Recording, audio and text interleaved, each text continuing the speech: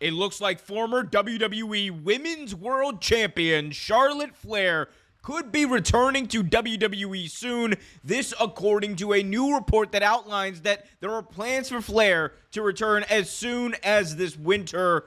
We're going to talk about it. We're going to tell you if that lines up with the injury timeline that was set out back in January, what this means, how she could return, where would it make sense, all that much more we're going to talk about. We're also going to get into an update on Bobby Lashley, his contract situation, what could be next for him. Could he be all elite, as many are speculating? And a big update on one of AEW's biggest stars, Jay White. When is he going to come back from injury? All that much more going to be covered right here in this video. So be sure to smash that like button, subscribe, and hit that notification bell so you get notified whenever a new video is released. First things first, let's talk about Charlotte Flair, who has not wrestled in WWE ever since tearing her ACL back in January. We had first reported this back in January, or excuse me, talked about this as it was first reported back in January. She was going to be out for at least like 9 months to a year. That is usually the timeline for these types of injuries. You know, it depends on the severity. That stuff was not made immediately clear, but kind of early reports and people within WWE basically said, like, yeah, somewhere between like 9 to 12 months is where they see her as far as her return. Devastating injury, devastating for the women's division. Did have some people step up and did force some people to step up, but obviously when you're missing Charlotte Flair multiple time, I believe a 13, 14-time women's world champion, it is definitely going to make a hit in that division, and it's going to leave a void that not many people can fill. Well, good news for Charlotte Flair fans, as hashtag PWN, this PW Nexus, and Viper reports, who have kind of been on a roll as of late, so we're going to take the reports here, saying, quote, Charlotte Flair's current return timetable would have her back and ready to go around November. And that lines up, of course, with the thinking that people had early on when the injury was first announced back in, I believe, late December, early January, that, 9 months, 8 months to a year, like somewhere within that timeline. Again, that fits into the timeline of just these types of injuries in general. When you tear your ACL, when you have surgery, it is going to involve not only recovering from surgery, but rehabbing that knee and also getting back and acclimated. We know from other people who have suffered similar injuries, Seth Rollins has talked about this, it's not just about, getting healthy, working out, all that kind of stuff. You can do that kind of stuff within like a few months of the surgery.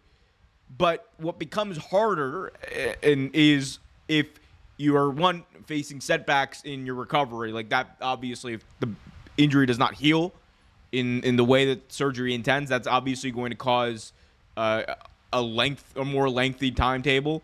But the bigger thing, too, is getting over it mentally. Because when you first tear that ACL, taking that first bump, that first jump off the top rope, that bump in the ring, like, really trusting your knee, trusting your leg not to give out. Many people have talked about how that is, for them, a big deal and something that they are very concerned about, especially when you're doing such a physical and athletic display such as professional wrestling. And when you're Charlotte Flair, you are one of the best and most athletic stars on the entire roster. Like, people can say what they want to say about Charlotte Flair. You can discount her promo ability, all that kind of stuff. One thing that is undeniable about this woman is, number one, she's a star. And I guess two things. Number two, in the ring, there are not many people that can touch her. She is as good as gold. She will turn a match that you don't care about as a fan, as someone who's watching in the stands, into a spectacle of epic proportions. That's the type of talent she is. That's why she's been as successful as she is. And that's why when she does return, she is going to be one of WWE's most important stars. And we are coming up on the Netflix era.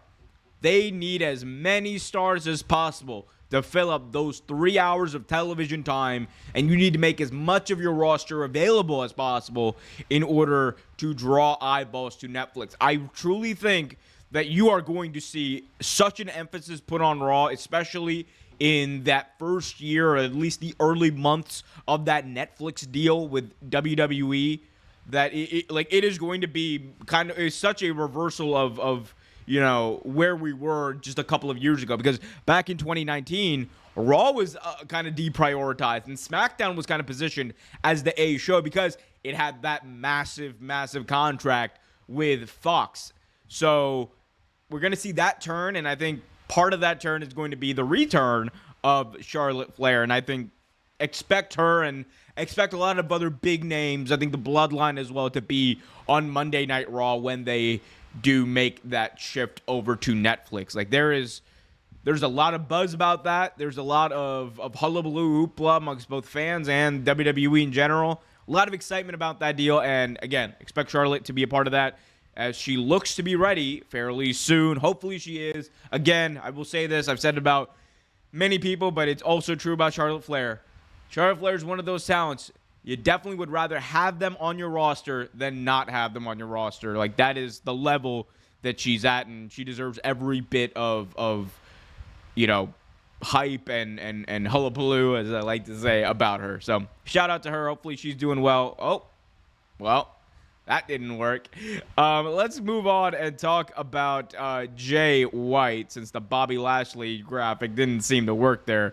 Let's get right into it and talk about my boy, the Switchblade Jay White, leader of the Bang Bang Gang.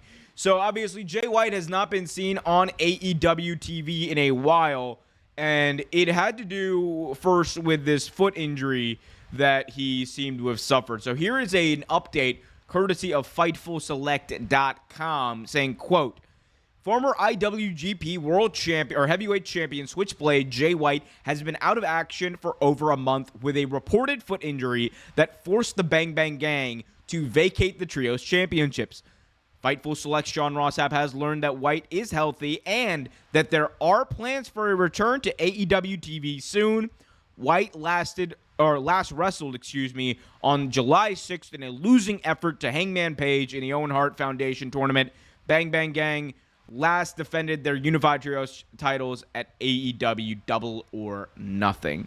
So that was a big talking point as well. Jay White, the Bang Bang Gang, that weird thing that ended up happening with the AEW World Trios Championships. Like, they were vacated, they weren't, and then they were eventually, even though we've seen teams kind of like do the whole Freebird rule, but in this case, I guess it didn't work for AEW's booking. But there is going to be a big four-way ladder match for those trios titles. I fully expect Jay White to be involved in some way, and I think if you're going to have him return, as it looks like he is healthy, courtesy of Fightful Select's report, I think the way you have him do it is do it at Wembley Stadium, 50,000 plus going to be in attendance, myself included. That is the place where you have the big returns. And you want to position All In, right, as your WrestleMania. And you're going to have like a 40,000 seater to fill up next year. You want to make sure that those moments, those special big time professional wrestling moments are there and people can expect them. That's how you sell tickets. You sell tickets off the spectacle. That's what happened last year. Last year it was Wembley. Like, the first time a professional wrestling company is running Wembley Stadium at this magnitude ever since SummerSlam 1992. That in itself was the spectacle they needed in order to sell and break the all-time ticketed attendance record in professional wrestling history. Now you look to this year, this is more of an establishing All In as a draw. You want to establish AEW All In as your professional wrestling, WrestleMania, for lack of a better term, your biggest show of the year, all that kind of stuff. How you do it, have people like Jay White return. Have people like Jamie Hayter, who I would expect to return at All In. That does two things. It establishes All In, and on top of that, makes people tune in on Wednesday because they're like, well, we got a lot of people returning. We might have a new world champion. Like there could be a lot here. So happy to see Jay White here. And look, I know people have been very down on his AEW run. It is definitely not what many of us thought it would be.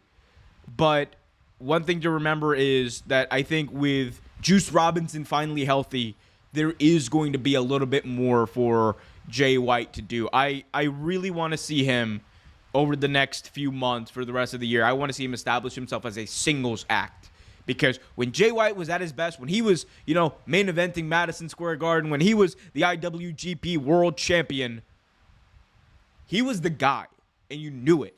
And he did it, largely by himself. He obviously had this, he was in the Bullet Club, but, he was himself, an established brand. And we've gotten away from that. I don't think the MJF storyline last year helped. At first, I was really excited about that, and then it kind of just petered out. There is a way to fix this. And the way that you do it is you let Jay White go out there and be one of the best damn wrestlers in the world. You have Juice Robinson be also by his side. I think, in a perfect world, they would kind of disband the Bang Bang Gang. I think they've kind of played their course at this point. I want to see Jay White, Juice Robinson either as a tag team or Jay White with Juice Robinson by his side making a run at the TNT title, making a run at the, have him make a run at the international title. Give me Will Ospreay versus Jay White for the international championship. That's a match you could do. So we'll see what happens there, guys. But finally, let's move on to our final topic and talk about something that I was meaning to talk about earlier, but we got a little graphic situation fixed. Yes, we did. Let's talk about Bobby Lashley, whose WWE contract has seemingly expired. This, according to the good folks over at FightfulSelect.com, as they always like to tell you, best $5 in the business. Bobby Lashley update. Fightful Select can confirm that Bobby Lashley's WWE contract has officially expired and he has departed the company. Lashley's profile was removed from WWE's official website earlier this week. Fightful Select had reported that his contract was set to expire in August. Sources within WWE said that the door was open for eventual appearances. Lashley has interest from top companies both domestically and internationally and within the combat sports world. He will continue wrestling based on what he's told those close to him. You have the Hurt Business. I believe MVP just trademarked something similar to the Hurt Business. The Hurt Syndicate, I believe, is what it was. Yes, it was the Hurt Syndicate. He just recently trademarked that. He is obviously appearing in at Josh Barnett's Bloodsport, So there's a lot going on here. I think all roads point to a somewhat of a reunion of the Hurt Business in most likely this Hurt Syndicate name that they're going to have. I could very easily see them getting Shelton Benjamin back in the fold and having Shelton be the guy there as well. That would be a very formidable team of Shelton Benjamin and Bobby Lashley. They could run through a tag team division if they wanted to. They could be a heater for Bobby Lashley to make a world title run. And do not be surprised. Do not be surprised if they turn up in AEW. Because I think by getting Bobby Lashley in All Elite Wrestling, you do two things. Number one, if you are able to get the Hurt Syndicate, you have an act that's over.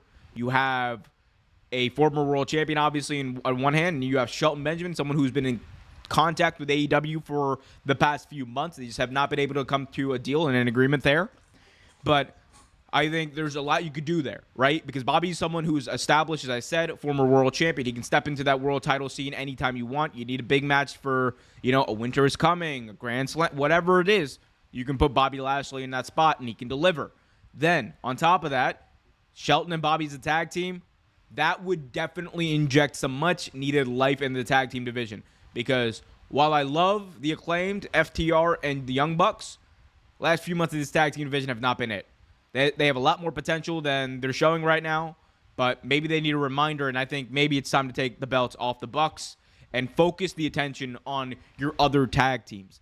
For a while there, during that tag team tournament especially, I thought they were going to, maybe do something with some of these other tag teams they had there. It just did not happen.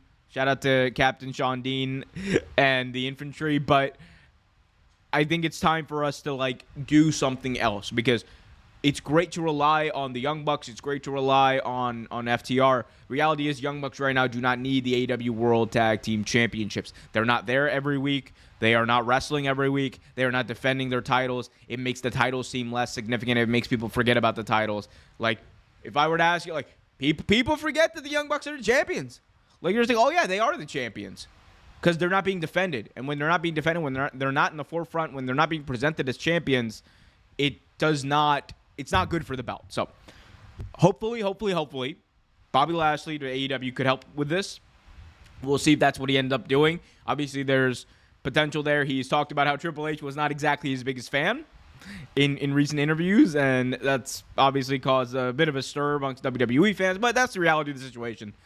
Under Triple H, he was just not booked well, and that's fine. That happens. Sometimes it is time to leave the territory. I think Bobby could do a lot of good in other companies, whether it's AEW, whether it's New Japan, wherever he goes. But I think AEW would probably be the place where he could get the most comparable money, and also be presented in that way on North American television. We'll see what ends up happening, though. Guys, let me know in the comment section what you guys think of all of this. What do you guys think about Charlotte Flair's return? Who should she face upon her return from injury?